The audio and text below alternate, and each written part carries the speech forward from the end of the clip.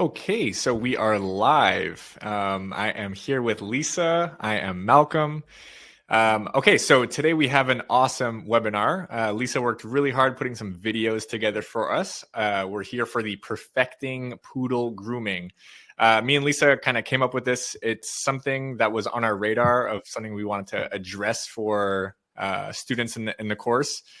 It is like an area that Lisa pointed out students struggle with, specifically the top knot and beveling the legs. So I thought it was a good opportunity for us to have a webinar where you guys could actually ask those questions live with Lisa, and we could actually review a video together, or the videos of her actually doing the work herself. So I'm really happy you guys all joined us. I'm going to throw a quick poll here for everyone to answer. Where is my poll? Okay, here. So let's get an idea of who is with us. So what brings you to today's event? Are we groomers, trainers, daycare, or other? Okay, so mostly groomers as expected. That's good. That's good. Yeah, we're off to a good start here. But everyone is obviously welcome. True enough, yeah. Yeah. So I will let, I'll stop talking here. I'll let Lisa introduce herself. For those who don't know Lisa already, take it away, Lisa. Thanks, Malcolm. Thanks, guys, for showing up. This is where Malcolm and I, as he's told you, Malcolm and I came up with this in hopes to make things easier for you guys. And I'm really thrilled that you guys all showed up to hopefully learn a little bit more, because we are watching through the videos. And when I say we, I'm not talking about just myself. I'm talking about myself and at least one of the other tutors. We're seeing you guys struggle a little bit. So just give you a little background, because I know not all of you are my students, but I'm one of the mentors, and I've been doing this for I'm going to really stumble over this because it's an insane amount of time. It's like 45 years at this. So I've been doing it a really long time, just to say that. And I've been able to watch a lot of you guys develop as we've gone through this course. And poodles are my jam. That's the breed that I've owned pretty much my entire life. So for me, they're super easy, but then everything's super easy when it's something you know how to do, right? So, and I do them a lot because I own poodles, and I have a poodle now, so I'm grooming him regularly. So I'm just going to try to share with you some of the things that I find simple that I'm seeing you guys struggle with. And I do know that poodles can be overwhelming because there's just seem to be so much about them that people struggle with, right? It's like, how do you make it round? How do you make it balanced? How do you make this? How do you? And hopefully with these videos that I've thrown together, I can help you with some of those things that you're struggling with. So as Malcolm said, I threw together, I don't say threw, I did some filming of one of my clients' dogs and one of my own dogs. And hopefully between what I've filmed for you and some of the questions that maybe you guys are going to be asking, I can give you some more, answer some of the obstacles that you guys seem to get faced with. All right. Yep.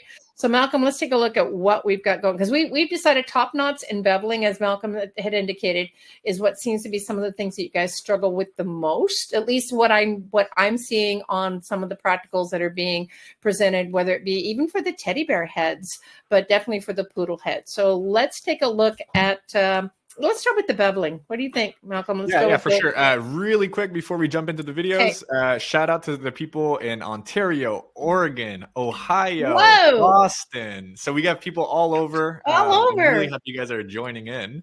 I'm in Halifax. I think Lisa is in Ontario. Yes. And yeah, we'll I'm originally from the West Coast, guys. I'm American. So I originated in Southern California. So those of you from Oregon, rock, man. West Coast, go. Yeah. Nice. Got some Iowa. Okay, awesome. We'll share the videos. So we have some content, about 20 to 30 minutes, going over some videos, and then we'll jump into a Q&A. So if you guys have questions, put them in the Q&A section, and we'll hopefully go through all of your guys' questions. So let's get started with the beveling. All right. So we're going to start. Are we starting with the silver dog or the black dog? This right here. Do you see it on your end? I think you might need to. Yep, I got it. Silver dog. All right. Okay. Just give you a little background. This is my own personal dog. This is my silver standard. And I chose to go with show you guys on this because I thought with this color coat, you could see what needs to be done, or maybe, you know, the visually you could see the contrast a little better. So what I'm doing here is I'm just combing all the hair down. Okay, first and foremost, let me stop this really quick here. Okay. First and foremost, what I'm noticing when you guys submit your practicals is, for the most part, I got to give you guys a lot of credit because you guys are setting the foot line really well. I haven't seen too many people like go halfway up the leg, which is sort of scary. If anything, you guys are maybe not going up far enough, but I would not criticize that. I would always suggest going a little too low rather than too high. And I'm seeing that. So you guys have found that spot of where to clipper the poodle foot up to those knuckles on the side. You've done that really well. So now with that in mind, that's all I've done. I've set the line, and now I'm just combing the hair down across that line. And now I'm just taking my scissors and laying it against the foot and just making a straight line going all the way across. So what I'm seeing is you guys are afraid to cut up into the leg, and that's the beveling part. If you can see right there from the beginning to where we are now, there's already a ledge being built there, right? And that's what we're looking for when we're saying beveling.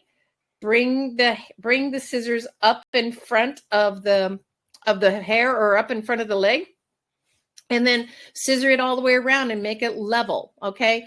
It sounds weird because we're saying beveling, but it's like a cross between belling it and leveling it. And I think that's how we get beveling. It's like you're making a bell at the bottom, but you're making it level all the way around. So I think a lot of people, I think what's happening is people are keeping the foot on the ground. They have the dog standing and they're just basically cutting around the bottom. And that's not going to get you what we want to see. You have to lift the foot up, just like you're seeing me do here, so that you can get all the way around the foot. So if you're just trying to do it with the dog standing, you won't get the beveling that we're trying to get you to master. All right. So, and now all I'm doing here is I'm just neatening up the lines that I've set. I've gone ahead and made my line all the way around that foot. And I'm just tightening the line up so that I've got it really, really defined at the bottom. And I'm going to come back with my comb it down, making sure I've got everything exposed, and then come back through with my scissors again. That comb is your best tool. Without that comb, and you're constantly combing and or fluffing, you can't see the hair that you need to that you need to get rid of, or that you need to address, unless you're combing and fluffing everything up as you're seeing me do. So on this part, I'm going to take the top. Okay, let me stop this really quick again. Okay, I'm making a bracelet on this dog, which is different than you guys making full columns of the dog's legs, but the principle is still the same. I have to make a bracelet on this because that's what he has. He's in a modified continental, so he has bracelets on all four legs. And so when I'm going to finish the bracelet here, I have to comb all the hair up onto the leg, and then I'm going to do it pretty much the exact same thing on the top of this bracelet as I just did on the bottom. And I'm going to bevel the top so that I can turn around and make the whole thing round. All right. But you wouldn't be doing that on a dog that you're making a full column leg with, because you're going to make the whole thing go up in a tube. So what's the issue with keeping the foot flat on the ground? And is it the same issue with the top and the bottom? Like you have to be holding the foot for both? You should. The foot should be up off the ground whenever you're doing scissoring around the legs or the feet, because you can't get access to everything if everything's on the ground. Not only that, but when you're scissoring, your scissoring should be with the comb fluffing everything up and out. Because if you keep scissoring everything down, then when the dog moves, how to explain this?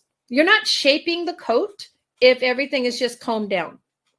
The only way you can shape it is to pull it away from the body, then shape it with it all being fluffed out and shook out, and you shape it with all those hairs that are sticking out. If you're just combing everything down and just taking off the scraggly hairs, you're not shaping the leg. You're not shaping the hair at all.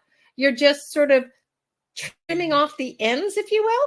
And then the minute the dog moves, everything is out of shape because you didn't actually shape it. You just took off the ends. And I think that could be, you made a good point, Malcolm. I think that's probably where a lot of the misunderstanding is, or the misconception of how we make a shape is you lift the leg up, you comb the coat out, you comb the hair away from the leg, or you comb the hair away from the body, and you scissor everything that comes out from what you're combing. And then you shape from there. And you have to shake it a lot, and you got to fluff it out a lot to expose all the hair that you should be trying to shape or remove to make that really compact look, so that no matter what way the dog moves, that doesn't move. That is going to hold its shape no matter which way the dog moves in any direction. So when he's running, you shouldn't see the legs should not, the shape should never change. And if you've done your job well and right, when the dog comes back in for its next groom, that whole column, that whole look should still be the same. It's just like a really good haircut. If you've got a really good haircut, the shape of the haircut doesn't change, just the length of it does. So that's the same thing with grooming. If the groom is done really well and right, the shape is still there. It's just got longer, but the shape should always still be there. All right. Yep, okay. So try not to look at my hair too long there, Lisa. I do have a question here from Pam and Pamela, and just because it's on topic of what we're talking about, I'll ask it now. So they said, I'm running out of ideas to have my dog not pulling away from me when dealing with her front legs and paws. Do you have any advice for this? Not pulling away, like trying to pull their foot away, trying to pull the foot out? Yeah. Okay, running out of ideas. I'm not sure what they've done. Okay. When they said their dog, if it's your own personal dog, you got this. You got this totally. Because that's something you can work on every single day, right? You just pick the foot up and hold it and say, this is mine. You don't get it back. So if you do that every single day and you just pick the foot up, because the thing is it's body possession, and whether we're trimming nails, whether we're trying to clip her feet, whether we're trying to brush a leg, it doesn't matter. They're not fighting what's happening. They're fighting the fact that they want their body part. That's what they're fighting. So as soon as you realize that they're not fighting the process, they're fighting the fact that you're controlling a part of them that they don't want you to, then you address that and say, I have this and I'm not letting go. And you just be really calm and really persistent. And when I'm teaching my dogs, whether it be my client dogs or even my own personal dogs, it doesn't really count because they get it taught from the time they're babies. But on a client's dog, you're going to be shocked. You may or may not believe this, but you're going to be shocked at how quickly this goes. If you literally hold on to the foot and you look away and just do not become part of that and just hold on to the foot, and you basically are like, you let me know when you're done with this because I'm not leaving. And you just let them go through their antics, you will be shocked at how quickly they go, damn, they're not giving up. I guess I must. And it goes that fast. If you keep playing this tug of war, and you keep getting engaged, just don't engage, just hold on and let them work it out. It, honest to gosh, it takes maybe, we're talking minutes, like less than 5 minutes for them to go, this isn't working. And that's all they've got to learn, is that this isn't working. And as soon as they realize this isn't working, they give in. And once they give in and they relax, then let them have their foot and say, that's how you win the game. And then pick the foot back up again.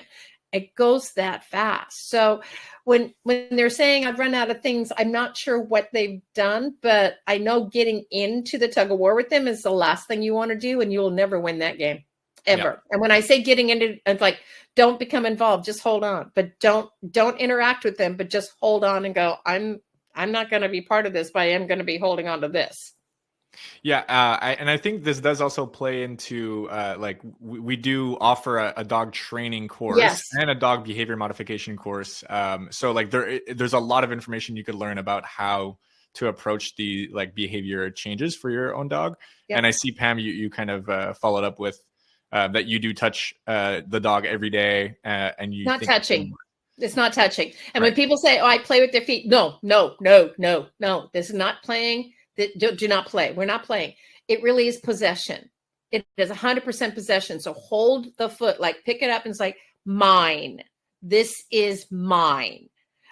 This touching thing, that's not it. The dogs don't care about that. Dogs care about you owning a part of their body. And that's where the discussion has to be. That's where the learning has to come into play.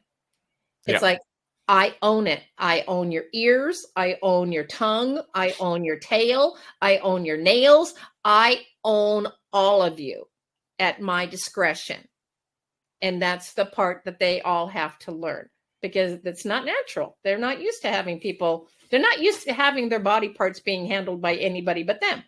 So they have to understand, humans, we get to do this. We have to do this to keep you healthy. This is part of the deal. Right.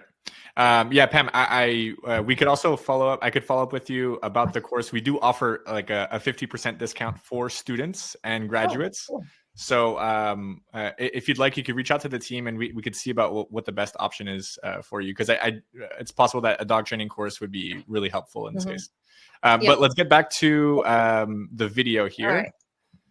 It's back here to this. Okay, so now I'm fluffing up the top of it. And as I said, I'm going to do exactly the same thing on the top of this as I did on the bottom. Just laying my scissors right against that leg and making a straight line right over the top. And I'm basically making a cuff on the top side of it. And say I'm not doing really anything different than what I did on the bottom. I'm just making a cuff go all the way around. And then when I get done with making my line, now I'm going to start basically connecting the two into a nice round sphere. So I've got a level top and a level bottom, and then I'm just going to connect the two. And that's really all we do when we're doing the legs, is when we cut at when we're making a column, we make a line at the bottom of the leg and go up into the torso, up into the elbow area, and just work our way straight up. So it's pretty much the same principle. The only thing you're seeing me do here is I'm ending the column mid-leg rather than going all the way up the leg into the elbow area. So hopefully that makes a little bit of sense. Yep. Okay. And I wanted to show you too, when I did this video, I just set up my tripod. I set it up against, a table next to my table. And I just worked this whole thing, on my own tripod and with my own phone. And then I did another video where we were working with a black dog, and I had my husband do the video work. And I know my students have heard me say this. I don't know about the other mentors, but my students have heard me say, please make sure your videos are in landscape format. Please make sure they are in Please make sure they are in landscape, not portrait, landscape, not portrait. What I just showed you was landscape. When you show me portrait, this is how my husband videoed, and you're going to see the difference of how much easier it is for you to see what I was just showing you versus, can we show them what we did on the, yeah, let's quickly go over that here. You want me to start it? Do you see it on your end? I think so. Yeah. Yeah. Well, maybe not. Beveling leg. So yeah, there it is. I'm going to start.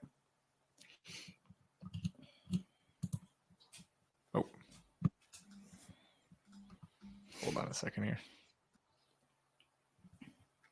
I have it. Do you have it? No. Okay, sorry. I'm back. Sorry, guys. Technical difficulties. Okay, yeah, you could go ahead and is it playing for you? On the right side. Okay, yeah. Here we go. You can maybe let me know in the chat. Are you guys able to see the video playing for you guys? Nobody? Everybody? Should be playing, but if you're not able to see it, maybe you could press play on your end. Let me stop this here. And you could press play video, Lisa. Okay, except I have to exit it. Just it's been playing. Okay, I'll just exit it. Keep playing. Stop video. Here. Let me press play. Okay. Here. Are you able to see this? Or no? There we go. There I am. Perfect. So yeah, this is the vertical format that you were talking about. Obviously, you could see less in here. I could see why you prefer landscape. Yeah, because it's so limiting here. It's really, really restrictive. Now, here's what I think you guys are doing. Now, this is what when I think you guys are just having the leg on the ground and just scissoring around. When I'm going to set my line initially, I don't mind doing. You'll see I just did that. but at the same time, I also pick the foot up to make sure I've set a line all the way going all the way around the foot. So I think what's happening, also using a back foot here, when you're working with the back feet, you do want to set the foot down a little bit of the time to set that line, but you still have to pick it up to make sure you've got it beveled all the way around. Do we have, Malcolm, where's the one for the front leg on this? Oh, yeah, just I think it's a little further. Again, what I'm doing here, guys, is I'm just neatening up my line, making sure I've got a really nice, crisp line going all the way around the bottom of that leg. I think this is front leg here. That's a back leg. It's still back leg. Okay. Yeah. Yeah, front legs don't bend like that. At least they shouldn't. Okay. Unless there is no, maybe it's not included in this clip, in this series of clips. Okay. Here. Yeah. Looks like we only have back leg in this case. All right. So we didn't get the front leg. Okay. That looks like a front leg there, maybe. Yeah, that's I don't know. It's vertical. We can't really see. True enough, but I think this is a front leg. Okay. Just based on where I am in perspective to where I am at the table, I think this is a front leg. Okay, again, so take me through what are you seeing here when you're looking at this leg, and what are some common mistakes that students are making? I'll just go back a little bit here. Yeah, what I'm seeing. Okay, hopefully you guys can see how there's a nice round curvature at the bottom of this leg that's separating the foot and the leg. That's what we're not seeing you guys do. We're just seeing, like I said, I think you guys are just taking the legs and combing the hair down and then just sort of barely tipping around the bottoms of the legs. And that's not beveling. This is what we're asking you to do so that you make a nice round curvature at the bottom of the leg and have a really distinctive separation between the foot and the leg so that you can, so it has a nice finished look to it.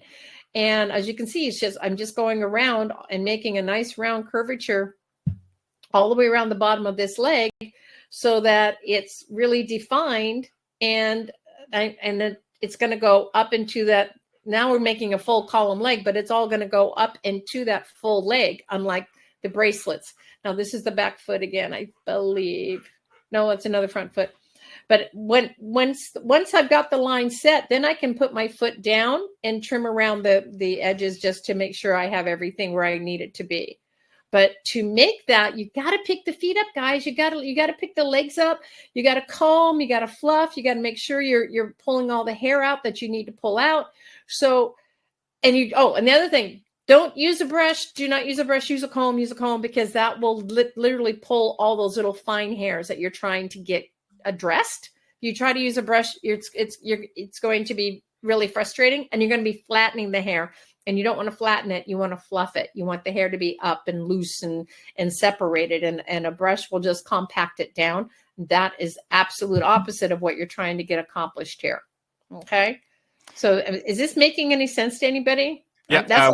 We have a clarifying question from Danielle. Okay. So is this the style we have to do in the poodle assignment? So there are two different poodles that we looked at. So you had the bracelet style bevel, which is not right. assignment.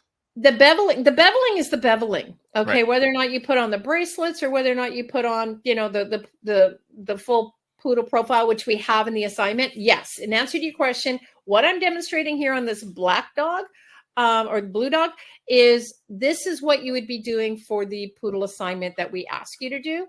I was showing you the beveling on the bracelets for those of you that, just there. I have a few of my students that have poodles and they've been trying to put bracelets on their dogs. So I thought, okay, I'll show them how to do bracelets because they've been practicing with their own. But regardless, I'm still finding people not completely understanding how to set this. And can you see how I've got the foot completely up and I'm going all the way up behind the leg of this to make sure I've got a really nice clean line. You can't do that if the foot is standing or the dog is standing on there, just standing there. You've got to pick it up so you've got access to go all the way around it. And that's what I'm not seeing happen. Okay. The other thing notice too, another pet peeve my students know because they hear it from me, is notice that the coat on these dogs, that coat is just so super crisp and straight. There's no waves. There's no curl. We have super, super straight coat on these legs, and that's what allows you to get a really nice smooth line because the hair is straight. I can make something smooth if you give it to me straight. If you give it to me curly, I can't make it smooth because it's all curly. Right. Okay. Okay, I do have other beveling questions from students. Okay. Do we want to go through them now, or should we finish off the videos that we have and then go through the questions from students? Up to you. Let's go through the beveling now. Okay, so you're on beveling 2. Let me play this. And then because the top knot's a little bit the same, but not quite. Are you able to see this, Lisa? Nope. Okay. I think let me exit this. Can you press play on beveling 2?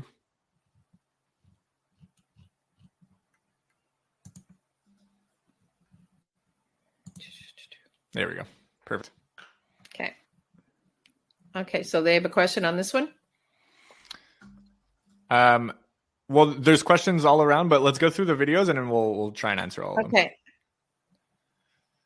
So right. What's different? So this is part 2 to the first landscape video. What's different that you're doing now? Like what are we working on right now? We're rounding it off, or what? Yeah, we're rounding off the front leg on this, and then I think I did the left rear bracelet on this dog as well. Yeah. To show that working on the front, working on the rear, you use.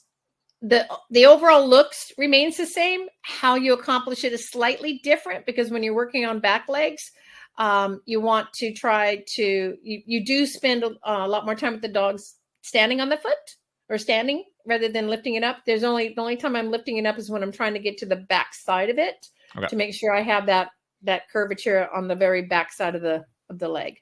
Okay. But then the rest of it's all. You could go ahead and press the third one now if you. There we go. Start. And play on the bottom. Perfect. Okay. Okay, so in this case, the foot is on the floor. Yep. And now I'm just doing the finishing of it. Excuse me, after I've already set the line. So I'm just doing the finishing. And I'm using my curves and I'm flipping them back and forth. And I'm going in one direction. And then I'm going to flip my curves again and go in another direction. And so that I've got... Now, for those of you who say, you have to use curves. Curves make it easier for sure, but you don't have to. I've done this with straights. To be honest with you, this is really going to date me. We didn't have curved scissors when I started grooming. We had to make everything round with straight scissors. So we got rewarded with curves once we could show that we can make it round with straights. So that's would you say it's good practice to learn with straight scissors, or? Yes. Yeah. Okay. Yes. If you can do it with straights, you can do it with kitchen scissors. I swear. If you can do it with straights, there's nothing. It's a piece of cake with curves. Yeah. It's like learning to drive a stick before. Exactly. So we can look at the beveling 4 because I think that's where I did the rear leg. Yeah. Ready when you are. Perfect. Okay. So working with a rear leg is different. Like, what are you handling the foot differently, or? Yeah, because for obvious reasons, and anatomically, you can't stretch the leg out, to the front leg as well as you can on the front leg. Yeah. I mean, but you can lift it up and you can get it off the ground, which is what you're seeing me do. So I do have to have it off the ground to make sure that I've got those lines set all the way around it. That's the critical part. And I really think that's the part that a lot of people are missing because they're trying to do it with everything on the ground. And you can't get access to everything you're trying to get access to if the dog is just standing on it. So you've got to be able to, to lift it up, to be able to get to the lines and be able to connect everything. Because if you just keep the leg down, you're going to miss a lot of the areas that you don't get access to with the dog standing on it. Okay. All right. So I think we could go ahead and start answering some beveling questions. So one from Barbara here. Are you trimming the edge round up toward the top or just cut straight across, if you understand they mean. Yeah, I do understand. Okay, good question, really. Okay, my first line is set straight across. When I'm setting my lines, it's almost like I'm making a square. I make it a straight across in the front and a straight across in the back, and then I'll curve to connect the two.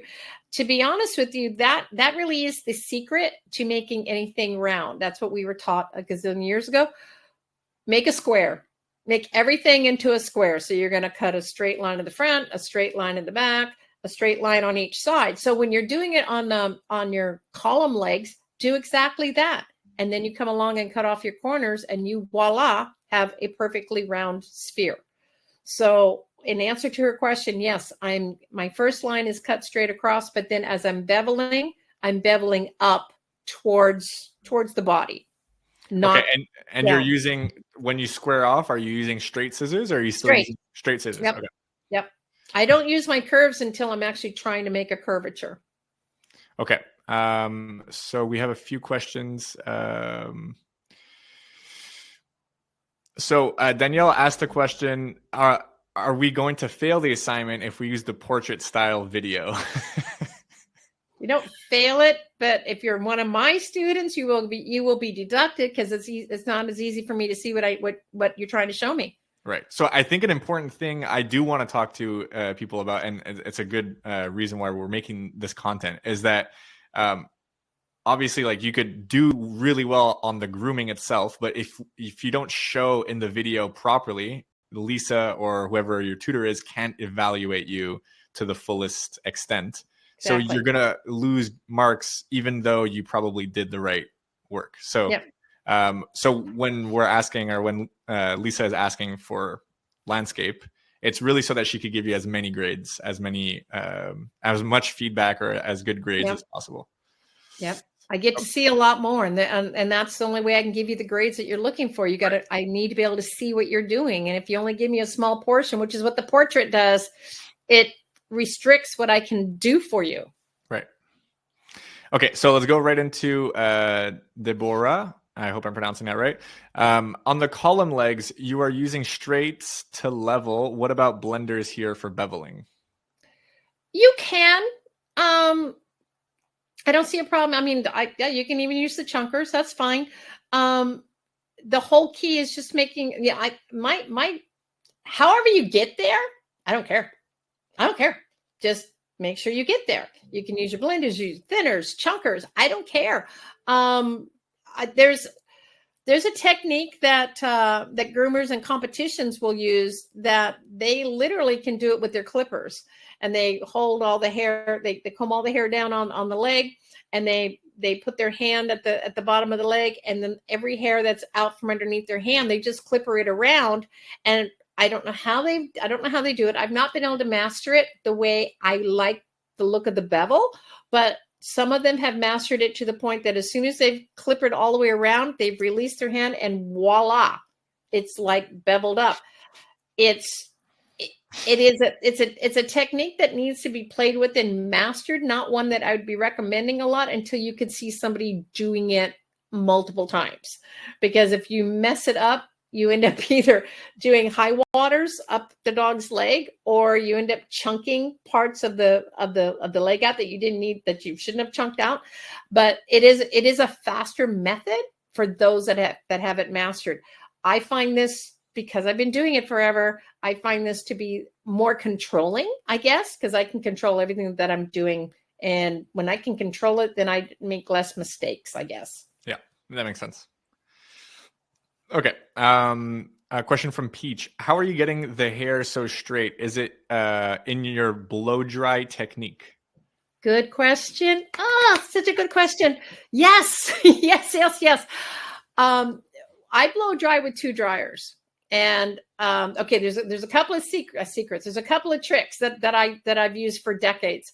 One, get yourself a really good absorber, or like a chamois towel or something that will allow you to absorb a good portion of the a good portion of the water once you're done bathing.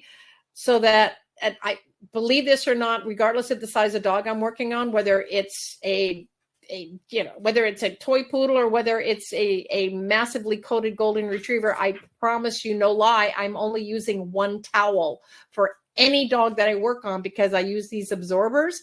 I take out a good 80% of the water out of that coat. Then I towel it off really, really well with one towel, get it on the drying table. I use 2 dryers. I use a heat stand dryer that's blowing on the hair or blowing on the section that I'm actually using my high velocity on. So my high velocity is actually acting as a brush because it's blowing all the coats straight. And my heat dryer is coming down on top of it, and it's actually drying it. So when people say the high velocity dries hair, it does after a certain point, but not as good as my heat dryer does. And my high velocity is pulling the hair straight while my heat dryer is drying the hair. So I use those 2 in conjunction simultaneously, and I can dry dogs pretty dang quick, and I get those results every single time. Every single time. Another trick you can use too when you're working with the curly coats, once you've got them out of the tub and you've got them pretty much like, 75, 80% towel dried, take your brush then and lightly, not really harsh because the coat's wet. And so it's easier for brush burn, but take your brush. And this is where you could use your soft brush and just brush the coat up on what I call setting the hair so that you've already pulling out some of those curls out of it. And then you can come back through with your heat dryer and or your high velocity. You'll be shocked at how much faster that coat will go straight for you. Okay, so set the hair a little bit first. Don't leave all that water in. That's a bad thing. You just ignited Lisa, Peach. Great question. Let's get on to the next one here from Sue. Where would we ever find a poodle to do this with? Okay, so I guess this depends on where you live. This is actually a great question. I think some students do struggle finding poodles. They can use a Bichon. They can use a Bichon. I mean, the poodle is not required. You can use the Bichon as well. Mm-hmm. Sue, maybe you could elaborate on where you've looked, where you're located, and maybe we could brainstorm some ideas together. But you could also reach out to us, and we can try and troubleshoot some ideas with you. And another option too, if when we say use a Bichon, obviously, the purebreds are a lot easier to work on a breed profile because they have one written for them.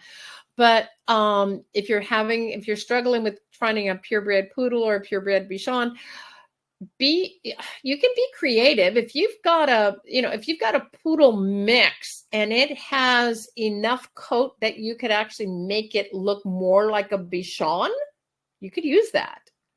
You can use that. If you have a small dog that has a poodly coat, he's not really a Bichon. He could be any color basically. But if you can make the full Bichon head out of him, and you can make the nice round, column legs, and you can do the Bichon look. Keep in mind, a Bichon is, I'm going to really simplify this, so don't everybody take me, don't take me literally on this.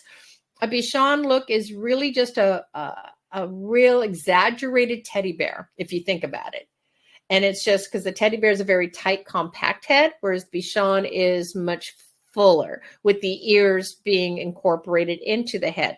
So if you've got a teddy bear, if you've got a dog that you could use, that you did use for a teddy bear, or you've got a dog that is a mix, that if you could have done a teddy bear, you probably could do a Bichon on it. So that could offer you another alternative as well.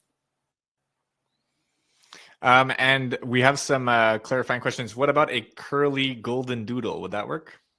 For the poodle? Yeah. If it's got enough poodle coat, yeah.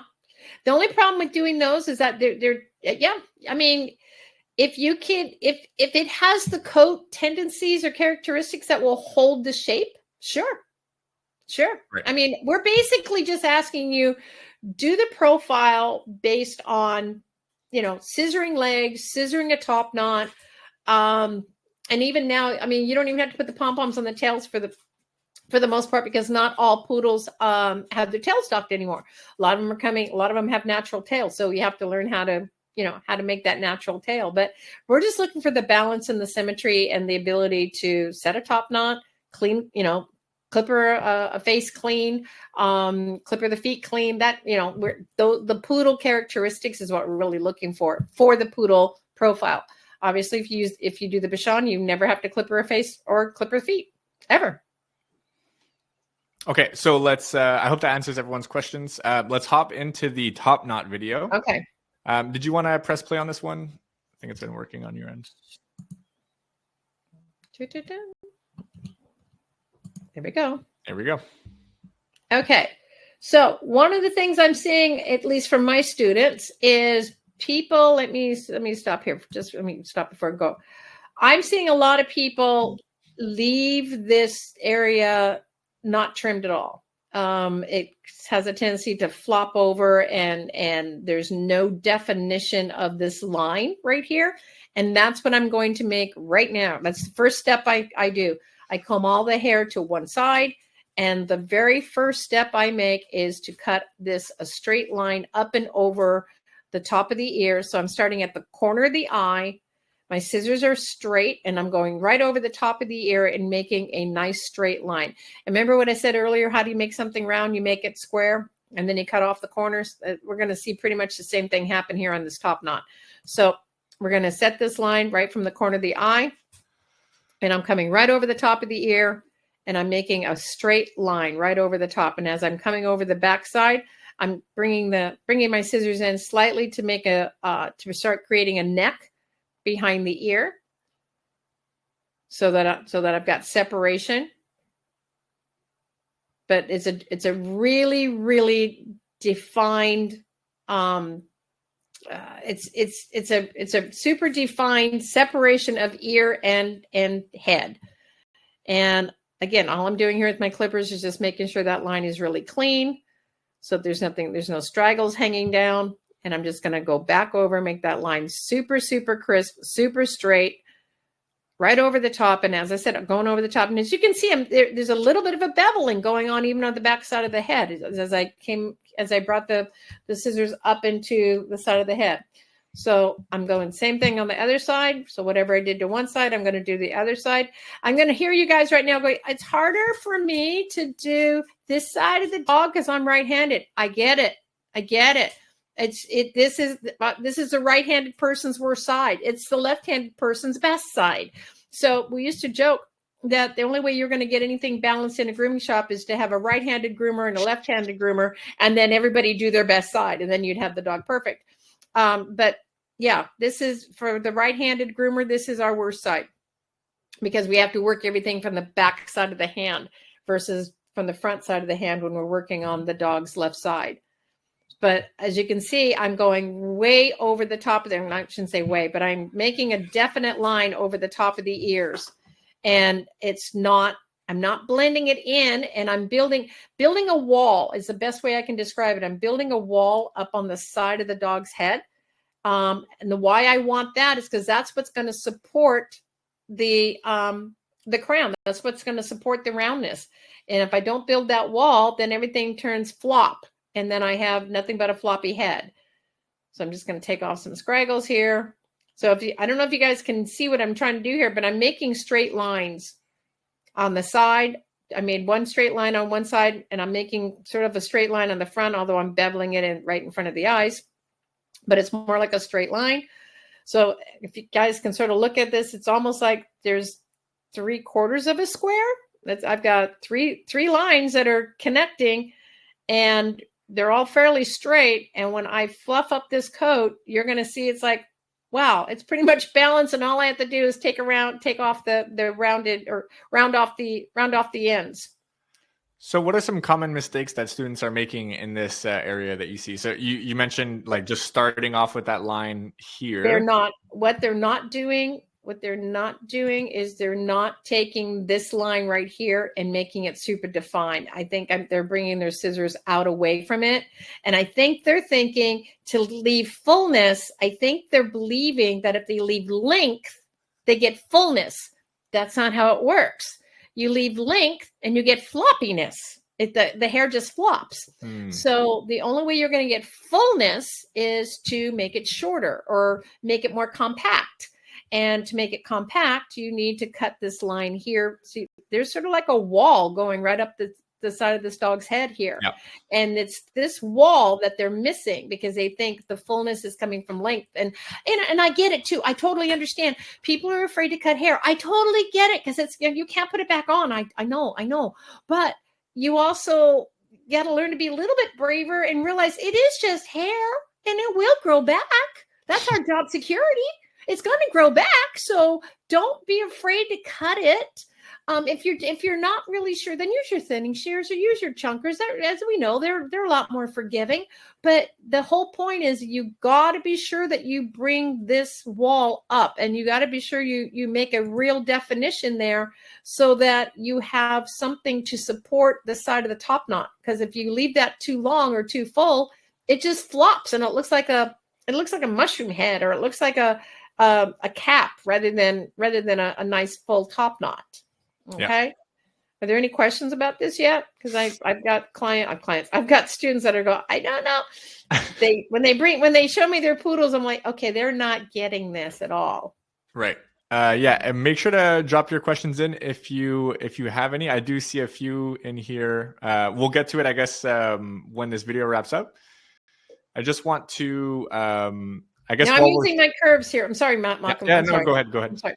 Okay, so I use my curves right in the front there so I can make sure I had a beveling in the front of the eyes, because that's the other thing too. Make sure you leave a little bit of fullness in front of the eyes. You don't want to cut the hair going right over the eyes and making it too straight. The exposure of the eyes is not cutting into the front. It's to leave fullness at the front and just expose the eyes as you're rounding the front of the top knot, like you're seeing me do this. That's how I'm exposing the eyes. Okay, Malcolm, I'm sorry. Go ahead. No, you're good. I was going to wait for the video to end. I did want to share something with you guys. So one thing I've noticed is we when students kind of are looking to start a new career, it's really important for them to have like a sense of if the school is working for them, or getting reviews from students. So I'm sharing with you a way for you to leave a review on Google. It really helps people who are on the fence about, if they want to jump into dog grooming or dog training, or if you guys have a minute, it could change someone's career path. So if you could take a second and click on this link when you get a chance after the webinar is wrapped up. Like, if you liked what you've seen, exactly. share with others. Yeah, exactly. We do think it's really helpful for students that they could see. Okay, wait, real quick. We'll stop. Okay. Did you guys, let me move this back. You can fluff the coat with your comb, or you can do just what you saw me do here. Take the ears and tassel or tug on the ears, and that will shake out everything I need to see. So I'm starting to shape the top of the top knot, or the crest of the top knot. And as I'm getting ready to do a little bit more shaping, I'm going to stop and I'm going to take the ears and I'm just going to tug on them one at a time. I'm going to do right, left. And that's going to shake everything out that I need to. And I'm basically simulating the dog shaking its head, but I'm doing it so that I can control, so that I know when they're going to do it. Right. So there we go. So I just simulated the dog shaking its head so that I know what's going to be sticking out. And then I go back and take off the parts that the dog would have shook out on its own. Okay. Sorry. That's a good trick.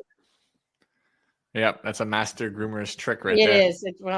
It's a long time groomer trick. You just shake the ears. That's it. Okay. So we do have a few questions from students. Okay. Let's jump right into it. So question from Amber. I haven't gotten to the poodle assignment yet. Do we have to do certain cut for them to pass, or will we be allowed to be creative with it? I've been dabbling with retro poodle grooms lately, so my boy is in a 5th and Avenue right now, but I'm assuming he would need to be in a modern Miami or Conti for the actual assignment. Actually, we're not asking for them. We're not, Okay. So the breed profile is more, it's more fashioned after the sporting clip. So if you can make yourself familiar with the sporting clip, that's pretty much what we're asking for the poodle to look like, because that profile can be defined within the breed profile. The Miami is not defined there. The modified continental is technically there, but that's, most people can't, they can't. We try to make it more simple, something that you could use your snap-on combs for the majority of it. And that's what the sporting clip will allow you to do. So in answer to your question, play around with what you want, but when it comes to actually submitting the poodle, you really need to do it in the sporting clip that we have defined in there, just so that we can have continuity and we have something to gauge it against. Okay, I have a question from Amanda here. So the only poodle I could get my hands on had dreadlocks on the top knot and tail by design. I was able to shape them, but wondering if this would be acceptable when I submit. Are you saying the dog was corded? Yeah, I don't maybe. understand. Yeah, if Amanda, if you want to elaborate on. If the dog is corded, first and foremost, I gotta give kudos to the owner, because that's not typical. If it was just matted, then that's a different game. So yeah, I need a little bit more information on that. If in fact it's corded, chances are no, because you won't be able to show any scissoring technique on a corded dog. And you definitely can't show blow dry technique on a corded dog either. Yes, just his top knot and tail was corded. I hope that answers your question, Amanda. Okay. Okay, question from Deborah. You might need to elaborate on this, but size for top knot, ... scale to smaller dog. How long is the best length? It's all based on the size of the dog. That's your balance. That's your balance. So that is a really good question. I like that. Because I know a lot of people want to just take clippers or snap-on combs to the top knots. I'm going to say try to avoid that. Because many times you're going to go too short. It's all about the balance. The best way to do balance is to, yeah, God, I was going to say the way we would typically do is take the tail, take the head, and give balance and symmetry. So the top of the tail and the top of the head came into a straight line across, but that's not going to work if the dog has a natural tail. And that's not going to work if the dog's tail is docked too short. So yeah, that's probably not going to be an effective way. You're better off going a little fuller than not full enough. If I had to suggest to you which way to go longer than not long enough. Too short makes everything look way off balanced. Okay. So I would say go longer. I hope that helps that answer, but it is all about balance and symmetry. If you want to provide a bit more detail about the dog, but yeah, I think without seeing it, it's hard to say. Okay. Question from Amy. What do you do when dog has cowlick in top knot? Also, what product do you like for fluffing top knots?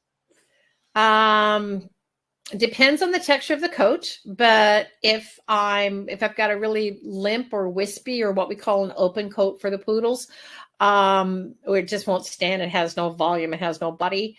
Any of the stiffening products, and I mean Chris Christensen has them, Nature Specialties has them, Yves Bernard has them. There's a whole bunch of lines out there, but you're looking for something that's going to add a little bit of crisp or volume to it. And heck, you can even use mousse techniques or mousse products. You need something that's going to be able to hold some shape. The dogs that have the cowlick on the top knot, that's frustrating. Oh my, that's like, dang, like shoot me now. Those are hard.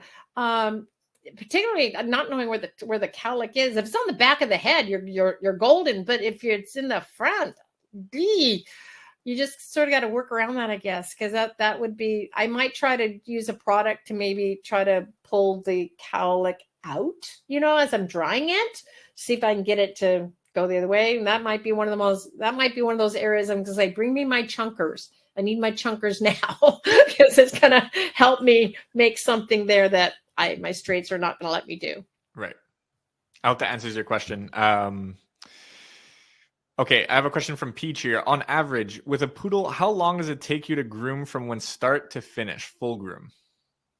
Full groom on like my own personal pool? Okay, I'm going to say 2 hours. Okay. I'm going to say, and that's my standards. Okay. Yeah, about an hour and a half for my minis or my toys, and about 2 hours for my standards. So, and I don't do a lot of kennel. I mean, I do kennel clips. I shouldn't say that. I do a lot of snap-on combs, guys. I swear, I love my snap-on combs. And if you haven't got, oh, here's a tip. Okay, so they make the wide comb or the wide blades. If you haven't got those wide blades yet, maybe we can post that somewhere, Malcolm, the wide blade products, and get the wide blade snap-ons. All those are game changers. Now, mind you, I don't know if I'd be recommending them for the smaller dogs, but if you're trying to work on the larger dogs, holy smokes, talk about getting some real estate done in one fell swoop. They're really amazing. I love my wide tooth. They're like wide tooth 30 blades. And then I have the wide tooth snap-on combs that go on those. And my snap-on combs, I have one that's like, oh, it's 1.5 inches, I think. Almost 2 inches. Yeah. And I mean, so I can go to a whole bunch of different lengths, but yeah, that's pretty much, I use a lot of snap-on combs. My days of scissoring, other than like the bracelets or something on my own dog. Yeah, I don't do that. I let the tools work for me now. I used to have to do that by hand, but not anymore. And neither do you. Don't let the tools work for you. It's a whole lot faster, a whole lot easier. Right. Okay, I have a last question here, or 2 questions from Deborah. So the top knot is a sort of corrective grooming to give the head shape. Okay, I'm not sure if I understand. Because we're building off the last question. So their first question was the size of top knot scale to smaller dog. How long is the best length? And now there's, I guess, a follow-up question is, so the top knot is a sort of corrective grooming to give the head shape. So just, I guess, to figure out how to scale a top knot. All right. So I'm sort of hearing that maybe the dog doesn't have enough hair there. Maybe that's it to set off the balance. Because if the top knot's been taken too short, then the rest of the dog is going to look very imbalanced, particularly if you're leaving more hair on the body and the legs. So the top knot should be matching the length of the rest of the body. So like if I've got the body at I don't know, say like a 3/4 of an inch, and I've got to go up into that neck, then I've got to make a gradual decrease going into the neck. And then I've got to make that sort of come back down from the crest of the top knot. So all of that has to go together. So if I've got the body at a certain length, then I definitely have to have the head at a fuller length to make sure that it all transitions from the front of the head over the crest, down the neck, and into the body. So if the head's been taken too short, then you're going to have to maybe take the body down too short too, and then probably wouldn't recommend that because that's sort of like you're digging your hole bigger. Right. That makes sense. Okay, just a quick follow-up from Deborah. So to balance the tail if the tail is full, not cropped, full tail. Okay. Balance the tail. Again, some dogs I've found that doing like almost like a bottle brush tail has worked really well with some of the poodles. Definitely some of my standards where they've got a natural tail or maybe even a longer dock. I'll just do a bottle brush. And what that is basically, I'm trying to think of like it looks like a bottle brush. It looks like a bat. I may have clippered off the top of it, the top side of the tail, but then I'm just going to round everything into like just like almost like a stick or a big baton, all the way around the tail, the whole length of the tail. So that it just looks like, a baton at the end rather than leaving a nice full flag. Some dogs, if the flag look doesn't really work really well for the rest of the balance, and you're going to go, well, how in the heck am I supposed to know which one to do when? I get that. And sometimes you just have to pull everything out and sort of look at it. And if the dog, here's one of the tricks that I found. When you're not sure what needs to be taken off where, and you're not sure whether you have something balanced and you have something, symmetrical, do your work, turn away from it for just 10 seconds, look back at the dog. If your eye gets drawn to something specific on the dog, that is what's out of balance. Guaranteed. Yeah. Because when you look back, you should just see the whole dog. There shouldn't be something like, oh gosh, the ears caught my eye, or the rear end caught my eye, or the tail caught my eye. There shouldn't be anything that your eye is drawn to specifically. If it is, that's the part that's imbalanced. Okay, so you sort of have to play with that a little bit back and forth. All right, because that's how we all do it. That's how every single groomer on the planet does it. They just look away, come back and go, okay, that's out of balance. Or they'll put the dog on the ground, let the dog walk around. Okay, that's out of balance. And they put the dog back on the table. So there's just, you sort of have to play with it a little bit. There's not a real specific recipe for it other than just sort of a little bit of trial and error. And I know that scares you, and I'm not trying to scare you, but it is just how it goes. And then back to what I said earlier, it's just hair. It's going to grow back. Right. It's okay. That's definitely a relaxing thought to have if you make a mistake. Yeah, it's just hair. Yeah. I hope that answers everyone's question. We are at an hour now, so I wanted to wrap it up. I shared with you guys the virtual community link. So I noticed that a lot of you found out about the webinar through email. But we do announce everything and share all the replay links, and we have a very nice community in the virtual community in the link that I shared. So if you aren't already in it, I really recommend that you join. We have some great mentors in there that could help with questions that you have.